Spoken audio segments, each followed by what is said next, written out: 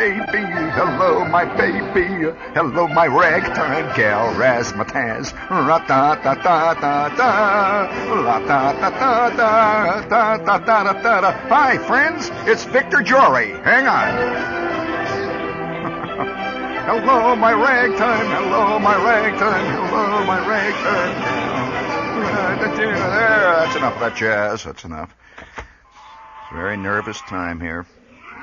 Well, of course, you work the best way you can. Sometimes, when you're standing down there at the bottom of the hill and you're pushing those rocks up to the top of the hill, and sometimes you see that top of the hill up there and it looks like it's just receding and going further and further away from you. You throw your shoulder in and you say, forward! Come on, gang! Let's go! And you're pulling the whole lousy family along with you. What a struggle. Oh, wow.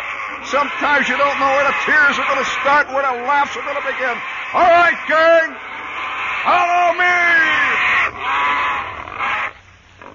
me. We pause for one moment before we get to the top of the hill for this brief word from our sponsors. Oh, wow.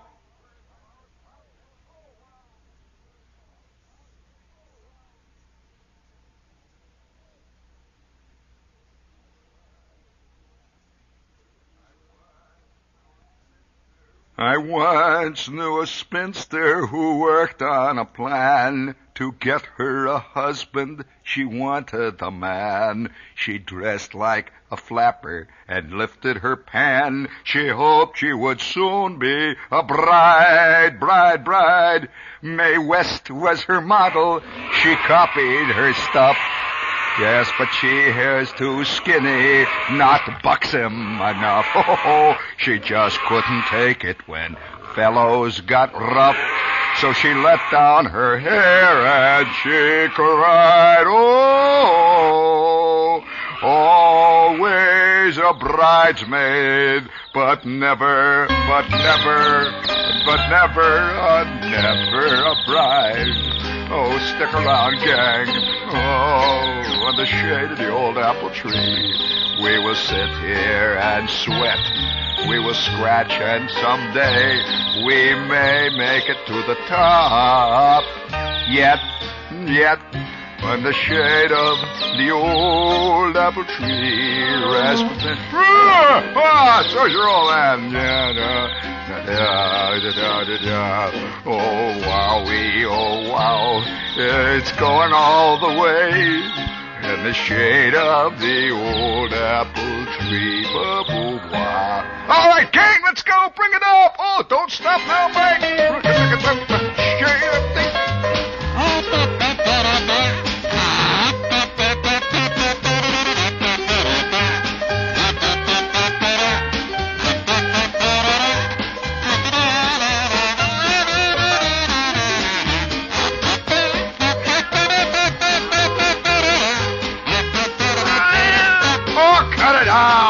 Let me blow this thing myself.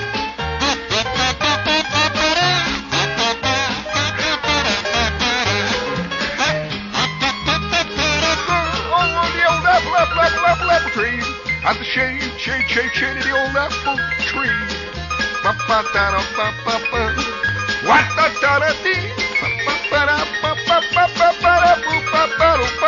On the shade of the old apple tree. Oh, boy, what stuff happened there? Hold on, gang. Hold on. The machine's winding down. Wait a minute. Have you ever had the feeling that Sammy Davis Jr. is wound up? They plug him in the morning and recharge his batteries. Oh, gang, there's nothing that recharges the batteries of a radio show quicker than a couple of quick infusions of commercials. Here they come.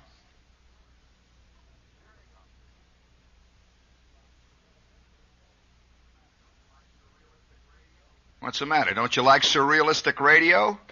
Huh? That's the trouble with most people. Earthbound. Mudbound. Oh, come on. I don't mean you.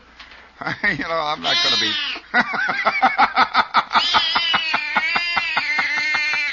A great song.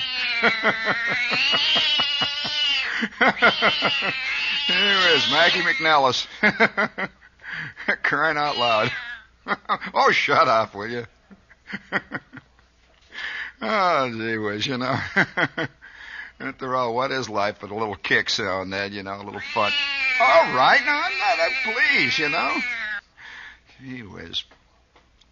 You never can get rid of the choir, no matter how hard you work at it. They're always up there in the loft somewhere ready to go. Oh, yes, I know.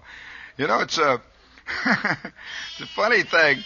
Yesterday, we did a show on the sound of animals, and the reaction was something fierce. No listeners. And no, seriously, friends, who was it who said that so magnificently? It was either Marcel Proust or Bert Parks used to say that so well. I think that is Proust. Seriously, friends. We feel... No, it was Dorothy Kilgallen. Yes, that's her style. Gee, what a neck. Well, we'll be here for... Oh, holy smokes, what a chin. Now, hold it there. Now, hold it there, Dot. There, easy. Gee, terrible. Get these things going. You never know what's going to happen. But I felt that we ought to do another show that relates to the sound of animals and the sight of animals and the involvement that man has with animals. Now, there are certain involvements that man has with animals which we will not bring out today. There are women and children, all kinds of people around. We won't mention any of that. However, I will say this about the relationship that man has with animals. It is not very well recorded. Now, I'm not talking about physical tape, electronic recording. There's a lot of that around. I say, however, that you know, when we talk about animals, people immediately say, "Oh, he's going to talk about dogs." Oh, isn't that nice? Listen to the nice man, those gulls. And the next thing you know, you got Henry Mancini going. What is it, not gulls? Kittens. Oh, for crying out loud. Well, all right, get the hot water going.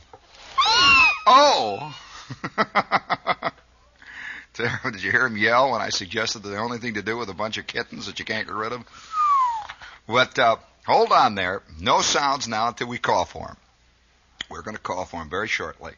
I love sounds, as you can tell. I'm a great nut for sounds of all kinds. But today, I think what we're going to do on the show is deal with another one of those subtle aspects of being alive, being human beings, that has nothing to do, in this case, with the strange appetites that we've been recording. But let's put it on this basis. The unrecorded experiences of life themselves, lives themselves, or life itself. When we talk about animals, most people think in terms of Lassie. Yeah, they do. You'll say animal stories, and they say, oh yeah, Black Beauty. Or maybe they'll think of the snows of Kilimanjaro if they're particularly literate. You know, they think in terms of Hemingway going off and shooting zebras. Or they might think of Moby Dick, which is not an animal story at all, matter of fact. Although tangentially, I suppose it is. If it's a story about man, it's a story about an animal. However, the animal stories that you often hear don't bear much relationship to the life experiences that we've all had with animals. Now, I count myself extremely fortunate in one very, very broad respect, and that is that I lived a good part of my life as a kid on the edge of a giant swamp. Now, I'm not talking about a human swamp. We've all had that experience. But I lived in northern Indiana in a town which was attached to the bottom of Chicago, the way some barnacle is attached to the bottom of a rusting scow. This town just hung on the bottom of Chicago, and on the other side of the town was the vast plain land that stretched all the way south, the vast Indiana farmland, and to the right of the town. Now, this is the most important part of it all. No, forget about sounds. I'll give you the clue. Let's just get organized in there. To the right of the town was the coastline of Lake Michigan. Now, you got this? If you can imagine the Great Lakes, all of us have seen pictures of the maps. Most people don't really know what those inland seas do to the people who live around them. This is very unrecorded in fiction in America. We know what the sea does to the people who live in New England. They're seafaring folk. We all know about the fishermen of New Bedford and so on. We know what the sea does to New York. All the immigrants and the great Coney Island, vast stretches of Long Island bays and inlets. We know what the sea does to California. But does anyone record what that great inland sea, Lake Michigan, does to the citizens of northern Indiana? This is a sea, you know. You can't see it. You can't see from one end to the other, that lake. And it's as big to the person who's standing by the shore as the Pacific. And it just stretches on and on and on. And oh boy, is it a sneaky sea. Oh, wowie. There's nothing as treacherous as a gigantic inland lake, far more so than the ocean, because the ocean is so big and so deep that it is not given to capricious moods. It's like a big fat man. A big fat man does a lot of sitting. And when he walks in a straight line, you know.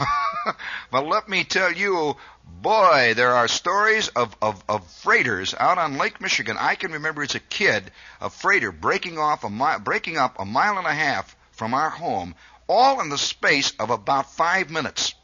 From a beautiful summer day, and suddenly that freighter is sinking in 600 feet of water. So, you know, you don't push this water around out there. And those wild, choppy, insane inland sea waves that just break things in half. And when you look at a freighter, you look at a freighter. We used to go swimming. You know, we're all down there. You want to hear more about this? We're all swimming on the dunes. You see, the reason that I'm telling this story is because it's connected with the animal world and all the sounds.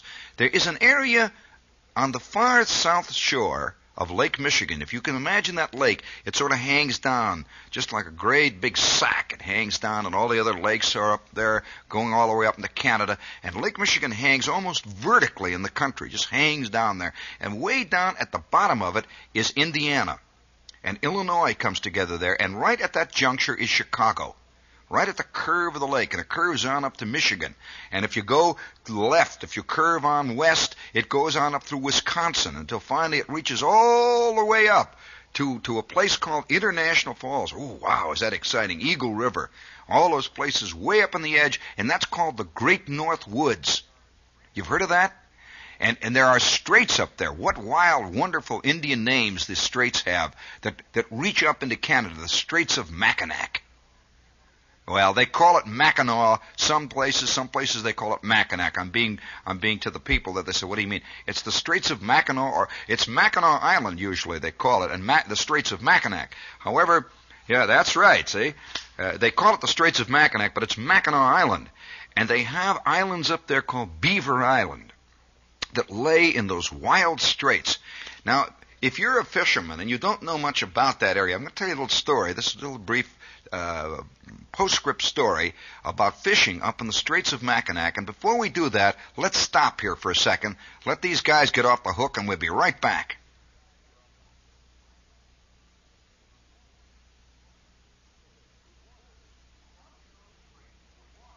Well, up in those straits, the water, before you go more, one thing, up in those straits, the water is insanely cold.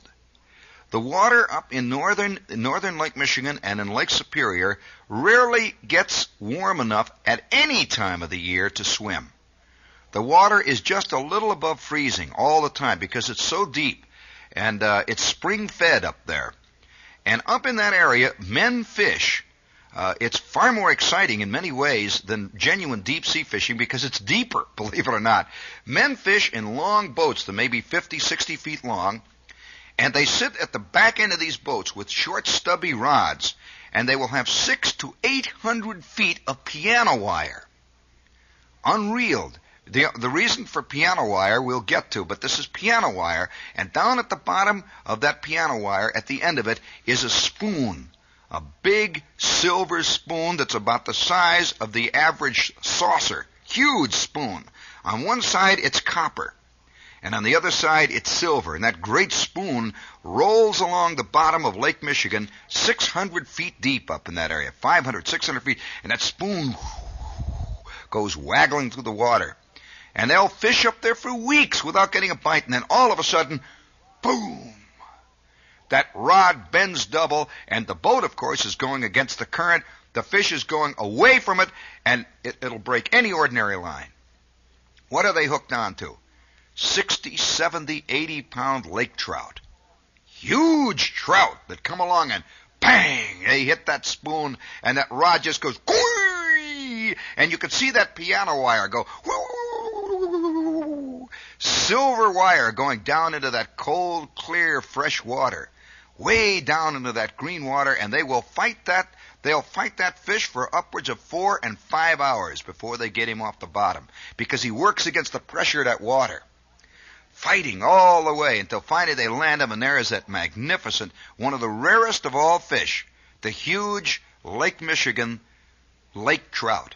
Huge, fantastic fish. He just lays there, and that is a true piece of big game fishing. Well, just a little bit north of that, deer, moose, and that cold, icy wind, even in the middle of summer, it comes down off those long tundra prairies of Canada itself. Well, now, way down on the southern end of that lake, which is about 500 miles long, 400 or 500 miles long, is a curving, arcing bit of sand that just arcs along the bottom of that lake, and that's called the Indiana Dunes. This is a genuine, unique phenomena in America. By unique, I mean one of a kind. There aren't many dunes anywhere in the world. Now, people say, what do you mean? We got dunes, we got sand hills around. No, you know what a dune is? A moving sand hill. These are rare. There's only 4 or 5 places in the world where genuine geological dunes exist, hills that move. And I had a friend who had a home right in the middle of the Indiana Dunes, and his home was entirely swallowed up. Over the period of 4 years, this huge hill, 600-700-foot hill, just moved right across and just quietly swallowed his house. Gone. And I think one day when archaeologists are digging through that area, maybe 1,000, 2,000 years from now, they will find total houses, complete houses, buried, sucked in, swallowed up by the sand. Well, now another thing about this area that made it unique. Okay, Maury, one of the things that made this area unique, very interesting, was the animal world that lived there. And to this day, they still, zoologists and ichthyologists and so on, spend a good deal of time studying this area. It was one of the last places in the world where timber wolves existed in their free, unfettered state. That is, the last places in our country where the timber wolf was alive and around. And they were there when I was a kid. It was one of the very few places where the great snowy owl is seen. And the great snowy owl, I cannot describe to you what the great snowy owl is like. It's like seeing a genuine ghost. Can't believe it. The great snowy owl will come down over, who knows, out of the wilds of northern Michigan, along the lake, and suddenly he finds himself in that dunes area. And it's a natural place. Can you imagine growing up in Indiana? Chicago's on my left. You can see Chicago right over on the skyline. And walking by day and by night among fields of cactus. We had cactus in the dunes. And, many's the time I've spent days trying to get a little cactus spline out of my feet or my hand after I've chased a ground ball into the weeds up there. Well, we had vultures. We had rattlesnakes. And, of course, we had the swamps. And if you want to hear about the swamp, stay tuned. If a swamp scares you, look out. The sound of the swamp is many. Ooh. This is the sound of a swamp. Yep. Birds. That's the one thing I think about swamps. Birds. There would be millions and millions of birds for miles around the home, our home, and the block where I lived. In fact, the school that I went to was right on the edge of that big swamp that ran all the way on up to the Michigan border. Mile after mile of cattails and dark water, little sand hills, great arching oak trees, and elms, cottontails, and the birds. We could hear millions of birds at night and in the morning. Red-winged blackbirds by the thousands, blue jays. Oh, the blue jays are wild, beautiful birds. bluebirds. Have you ever seen flocks of bluebirds? And one of the prettiest of all is that little tiny yellow bird, the phoebe. We used to get phoebes, lovely like little jewels. Phoebes and orioles. Oh, boy. And they'd be mild, and nobody thought anything about it. Great moving clouds of crows. Flying over the whole scene. The birds of the swamp. Hear it? Listen to that. Isn't that a great sound? You could smell that water. It wasn't brackish water. It was fresh water from Lake Michigan. The water smelled good. And down in the bottom of the water we would go seining. We would seine with big, we'd make nets. And we called them seines. Actually, they were just split open gunny sacks. You know what is it, a gunny sack? It's a burlap bag, for those of you who want. Potatoes come in them. And we would seine for crawdads. We would seine for lizards. Now, what we wanted with lizards, who knows? We just seined for lizards and crawdads. I remember the time Flick is on one end of the seine and I'm on the other, and we're down there scooping it up. And we go, whoop, we're up to our waist in the water. Up it comes, and there are 3 great big fat cottonmouths going, woo, woo, swinging around. Woo, woo, woo. Into the water it goes, and out we go, out on the sand, to sit scrunched among the cattails, looking at the mysterious water. Listen to that swamp. Hear it? Oh, set that back, Mike. We got to have that. That's a great sound. While Mike is resetting that sound, and I'll tell you the story of the time that you want to hear the story of that great ghost that Flick and Bruner and myself met one night in the swamp. I'll tell you that story. It scared the living daylights out of me, and as a matter of fact, to this day, when I walk past long, dark stretches of undergrowth and forest, I still see those 2 red, yellow eyes looking out. We'll be back in 2 minutes.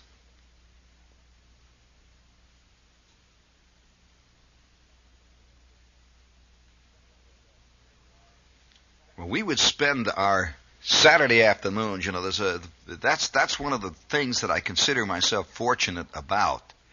That I always feel a little sorry for guys who grew up in the confines of an urban existence, whose idea of a big afternoon was to go to a movie, whose idea of a fantastic afternoon was to get taken to a musical by Mama, whenever they thought in terms of they thought of something called the country.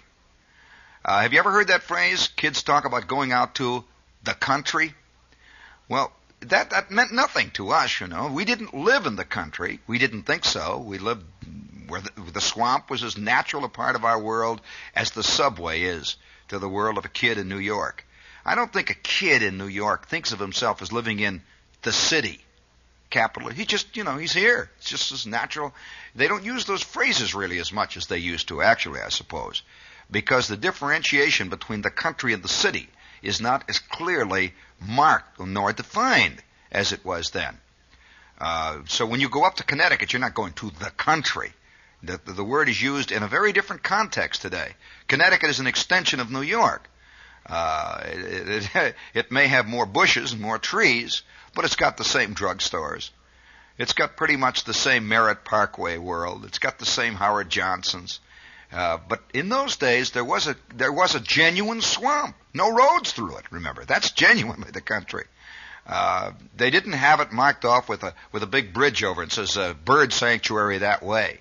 This was just a wild place that nobody went to. And it stretched on endlessly, mile after mile after mile along the shores of Lake Michigan. Now, as it got closer to the lake, it got more and more hilly, until suddenly, right on the actual edge of the lake itself, there was a gigantic explosion of the magnificent dunes. Now, these are enormous sand mountains that stand up in the air there, maybe 5, 6, 7, 800 feet. And they're genuinely sand mountains. And up, you can just see scrub pine growing all up the side of them, and little stunted oak and one thing and another. But it's all this beautiful, brilliant, white, yellow, golden sand. Not grass, but sand.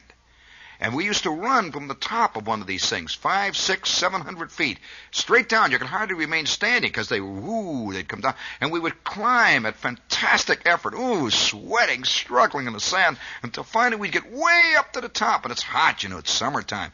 And laying down at the bottom is that beautiful blue Lake Michigan. And you could wade out, in Lake Michigan for maybe a half a mile before the water is over your waist. And you'd go over little sand bars, and you'd see the perch swimming down on that clear crystal white sand below your feet. It's not like swimming in the ocean. The water was as clear as crystal. The sand was as white as snow.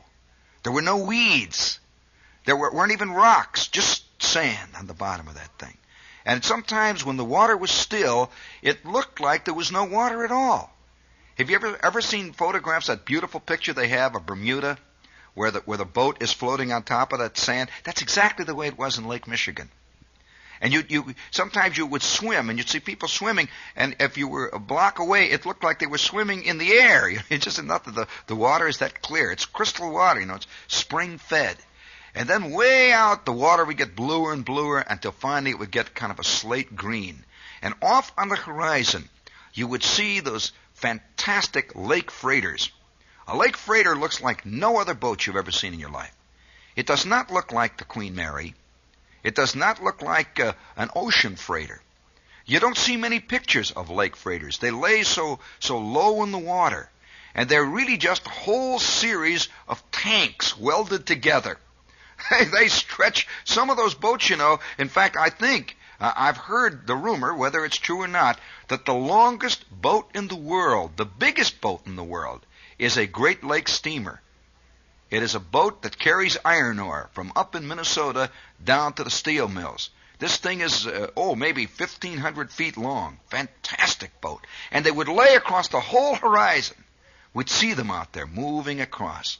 And they're just like a thin line. And then at each end of the line, you'd see little cabins sticking up. Little cabin, you see little antennas sticking up, and in between is that hold. Maybe it's filled with oil all the way across. Maybe it's filled with grain coming down to the Chicago granaries. Maybe it's filled, and this is most likely, with iron ore. And boy, when those things would get hit by those lake storms, sometimes they'd break right in half with all that iron ore, all that fantastic weight, and they'd go to the bottom in a second. Boom! Down they'd go. And the men would be almost invariably lost. They hardly ever saved anybody from one of those lake steamers when she went down. But we could see them going across the horizon, a long line, just going from left to right and from right to left. And the ones that went from left to right were always higher than the ones that went from right to left, because they were leaving the steel mills when they were going from left to right. And they had unloaded all their ore, and now they were floating higher. And they were going back for another load. Maybe they were taking coke back. Maybe they were taking a byproduct of the steel mill back, but they floated higher in the water, and we could see those long, thin lines of smoke. And there, to our back, as we're swimming, is the swamp. It's the swamp and those long, rolling hills of the sand dunes reaching up, and those skulking timber wolves, and the great snowy owls, and the cottonmouths, and the birds. Always when we'd swim, we'd hear the birds. Birds constantly at our backs, just on the other side of the last dune, down there in that dark, soft water of the swamp. The birds, and the hot sun, the sky, and Lake Michigan stretching all the way on up to Canada, and the sound of the birds. This is the way to swim. This is the way to spend the Saturday afternoon. This is the way to watch that sky get darker and darker. And then, as it got to be twilight, the birds would gradually fade out. And there'd be nothing but silence. The birds are gone. And then you'd see a long curving arc. All the way, if you're standing on the top of a dune, it seemed like forever and ever, from one horizon to the other, in a great moon arc, fires. People have lit fires down on the beach and are roasting hot dogs and are making their hamburgers. And it's oh so hot back in the city. It's 120 degrees maybe on some of those streets outside the steel. And they're all down on the beach now, sleeping down there in their blankets, cooking their hamburgers and their hot dogs. And then early in the morning, they stay all night, you see, over the weekend. And then Sunday morning, the birds start up quietly again. And the lake steamers start marching across the horizon. And the sky gets blue. The sun comes up. And the first people start going down to the water to swim in that crystal stillness. And the birds. The Indiana dunes. Now you understand why they made such a fuss about them in Congress? Why they were fighting and yelling, and to this day they're trying to preserve them? There's nothing in the country quite like it. Those birds. There. You liked that, didn't you? Boy, we'll be back in 2 minutes.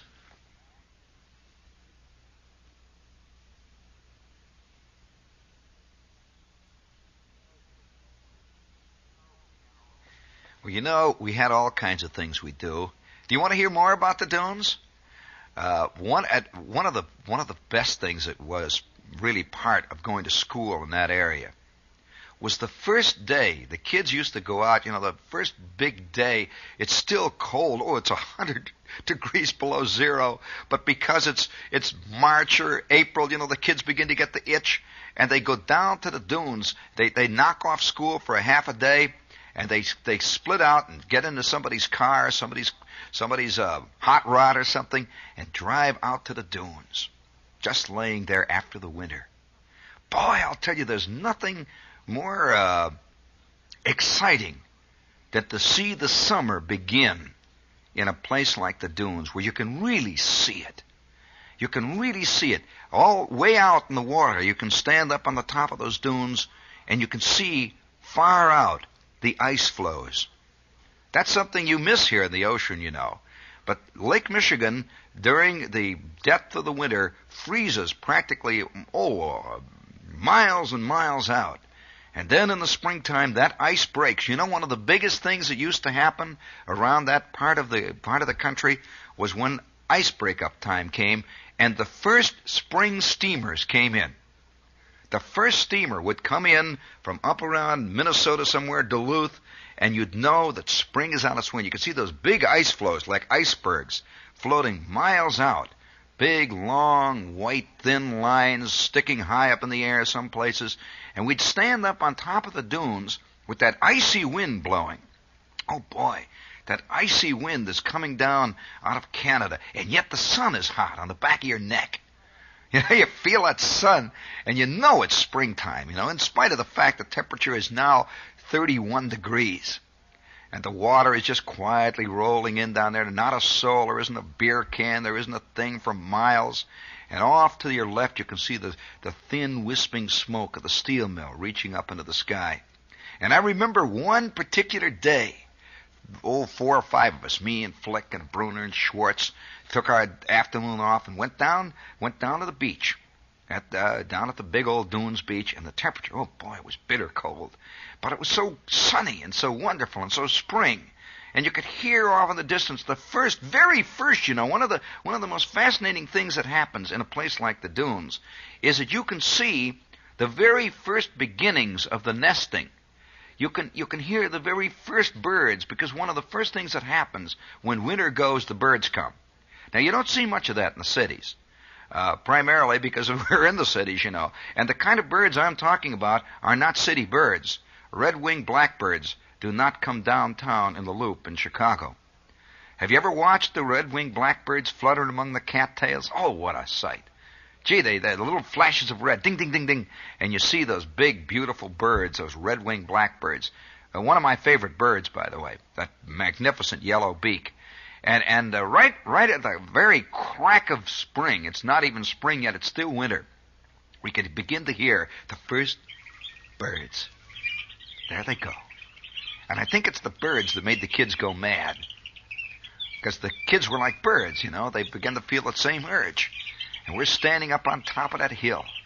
And 5 minutes later, with the birds twittering at our back, we're standing right on the shore of the water. We're looking at the water coming in, rolling in over that golden sand. And way out on the horizon, the ice floes. It's March, maybe the first week of April. And the first steamer maybe came in a week, 2 weeks before. And we're watching that water roll in. And then Schwartz says, I'm going to take off my shoes. And the next thing you know, Schwartz is walking in that ice-cold water. Oh, boy, it's like a dry martini. I got my shoes off, and I'm, wow. Flick's got his shoes off, and slowly we begin to work out, edge out. And the next thing you know, somebody's in. I think it's Bruner, maybe Bruner. He was the type. Is back, and he said, I'm going to take my pants off. And 5 minutes later, all 5 of us are out in that ice-cold, fantastically brittle water, swimming, yelling, hollering, squirting water up into the air. We were with the birds. Oh, boy. And, of course, 5 minutes later, all of us are at home in bed, eating Vicks by the pound. Oh, we'll be right back.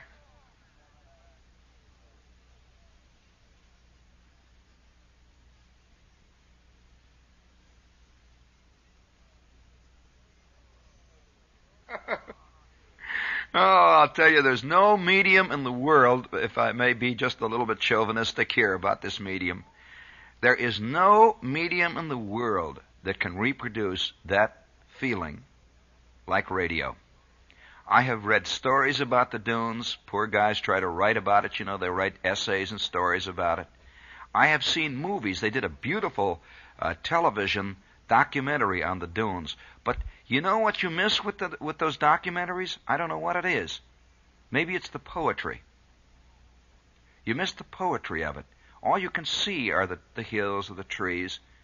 And on that little 12-inch screen or that little 24-inch black and white screen, it's, you say, gee, isn't that nice? Isn't that fine? Isn't that lovely? But you don't sense the uniqueness of it.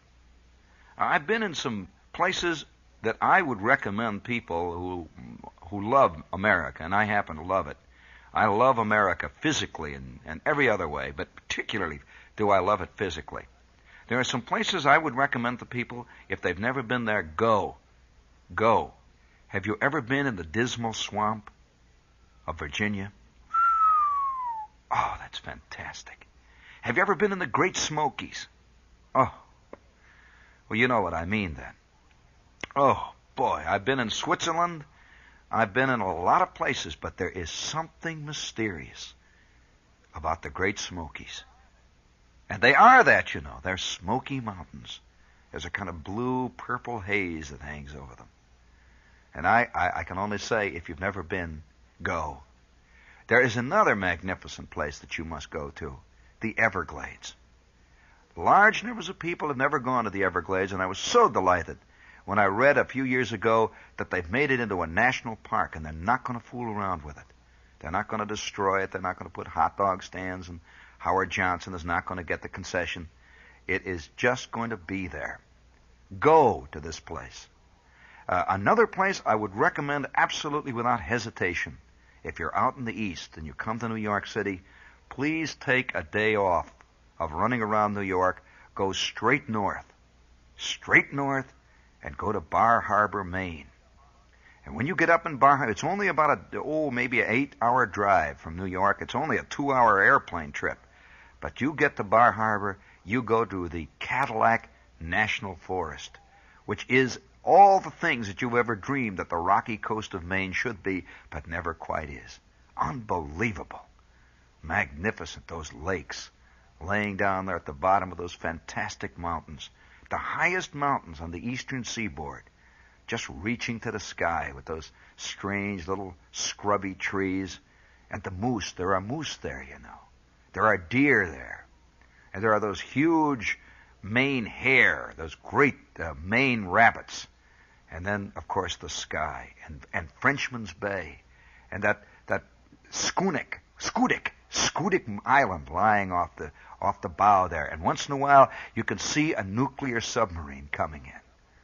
I remember standing, it was a wild day, I must tell you. I'm standing there in this cold, brittle day, looking down over the ocean, and you see that archipelago reaching all the way. The next stop is Spain, or Europe, or someplace.